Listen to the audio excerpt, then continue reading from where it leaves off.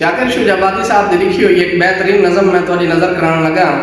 एक अल्फाज बड़ा कीमती है, वो करे सो वल कमेंट सेक्शन में प्लसे सो जो एक गज़ल तक किमें लगी है।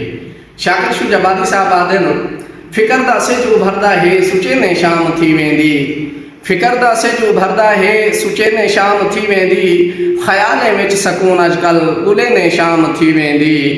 उन्हां दे बाल सारी रात रोंदे बुख तू सुमदे नहीं, जिन्हां दी कहीं दे बालां को खिड़े ने शाम थी वेंदी, फिकर दा से जो भरदा है सुचे ने शाम थी वेंदी। गरीबां दी दुआ या रब खबर नहीं किन करेंदा है, सदा हंजुआं दी तस्बीह को फिरे ने शाम थी वेंदी, फिकर दा से जो भरदा है सुचे ने शाम थी वेंदी, ख्याले विच सकून अजकल गुले ने शाम थी वेंदी। करें त दुख भी टल वेसन करें त सुख दे सावल सिन, करें त दुख भी टल वेसन करें त सुख दे सावल सिन, पुला खाली ख्यालां दे पके ने शाम थी वेंदी, फिकर दा से जो भरदा है सुचे ने शाम थी वेंदी। मेरा राज़िक रियायत कर नमाज़ां रात दियां कर दे,